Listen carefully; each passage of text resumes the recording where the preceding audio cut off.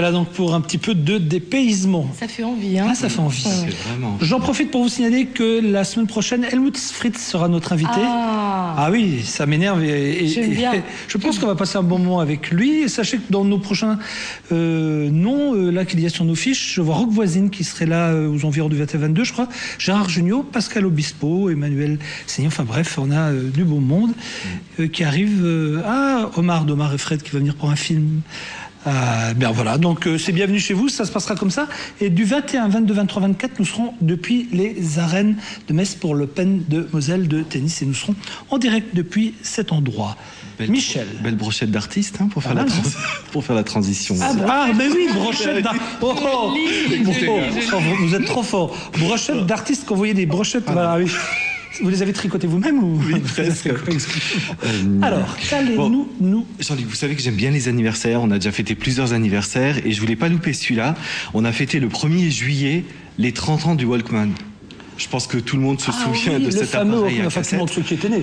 Oui, ceux qui étaient nés. On était, je sais plus nous, je me souviens pas non plus exactement. Mais bon, nous, bah oui, on a connu le 78. En tous les cas, c'était le 1er janvier 1979 que le constructeur, dont le nom est affiché sur le boîtier, voilà, a sorti ce premier baladeur. C'était le premier baladeur musical.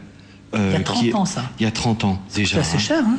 Alors, un appareil comme ça valait en équivalence entre 700 et 1000 francs à l'époque, donc en euros, dans les 150 euros. Et c'était effectivement le premier appareil nomade musical. L'histoire dit que c'est le patron de Sony qui était un amoureux de golf qui souhaitait emmener sa musique avec lui sur son terrain de golf. Alors, un gros succès pour cet appareil, puisqu'on en a vendu 50 millions pendant les 10 premières années de sa commercialisation. Donc c'est vraiment impressionnant. Alors, si on se souvient, qu'est-ce qu'il y a dans le Walkman? Il y a une cassette, Jean-Luc. D'ailleurs, la cassette, on va essayer de la sortir. Voilà. Alors celui-là est tout vieux, vraiment. Il a 30 ans, celui-là. C'est vraiment les premiers modèles, un peu carrés, avec des touches pas très design. Ça pesait quand même presque 500 grammes, avec 4 grosses piles à l'intérieur. Donc il fallait avoir du courage pour l'amener avec soi. Ça aussi, on a oublié un peu, Jean-Luc, la cassette. Alors, la cassette, est-ce que vous savez quand est sortie la cassette? L'année de sortie de non, mais ça de ça. Pas, des années 60, non? Voilà, on est en 1963 quand Philips sort la cassette. Donc là aussi, on est quand même dans des supports qui ont disparu maintenant. Alors, je n'ai plein à la maison. C'est pas acheté encore. Vous pourrez le donner à Michel avec Collection Tour. C'est pas ça. Ce qui fait peur, c'est qu'on arrive à des générations qui n'ont maintenant plus vu ce genre d'appareil. Ils n'ont plus vu les cassettes, ils n'ont plus vu les Walkman. On va dire en gros, l'année où on a arrêté la cassette et le baladeur, c'est les années 2000. C'est-à-dire que ça s'est vraiment arrêté à ce moment-là. Et ça correspond bien sûr à la sortie du MP3, qui est bien sûr... déjà d'aller plus vite, Michel. Voilà, qui est beaucoup plus compact. Alors, plutôt que de vous enchaîner... la différence entre les deux, les 30 ans. Alors, regardez les 30 ans, ce que ça fait. Alors, mais les 30 ans, c'est quoi aussi? C'est que là, il vous fallait 10 minutes pour aller chercher un morceau. Là, bien sûr, l'accès immédiat. Là-dessus, on avait 1h30 de musique. Là, on a maintenant des centaines, voire des milliers d'heures de musique. Donc, bien sûr, l'appareil n'a plus rien à voir.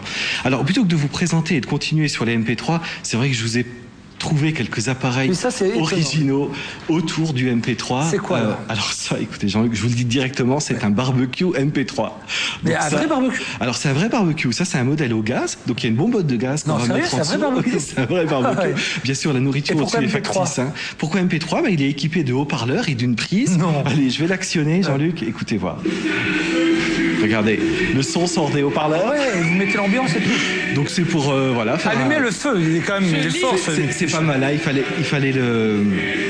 Et ça, c'est quoi ce que j'ai là devant moi? Alors, juste toujours pour partir en camping, on a aussi la glacière MP3. Qu'est-ce que les fabricants inventent Ah oui, franchement. Donc là, ici aussi, il y a des haut-parleurs et une radio. Et enfin, pour un peu allier un Walkman, donc le Walkman ici a une quinzaine d'années, est sorti il y a quelques semaines un haut-parleur que vous avez devant vous, Jean-Luc. Ça, c'est le haut-parleur. Qui n'est pas vraiment un haut-parleur parce que regardez, il est branché donc à mon Walkman et tenez-le, Jean-Luc, et je vais allumer. Je vais démarrer.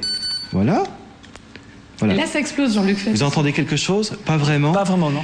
Il s'agit ici d'une boule qui va falloir poser sur une surface. Et cette boule va faire vibrer la surface sur laquelle on va la poser. Si je la pose sur la table, ça va posez-la n'importe où, sur une table, sur votre bureau. Alors voilà, c'est en dessous. Voilà. Ah ouais. Donc c'est une espèce d'enceinte portable. Ça marche sur toutes les surfaces? Oui, en fonction de la surface, le son change d'ailleurs. Si vous voulez un son plus aigu.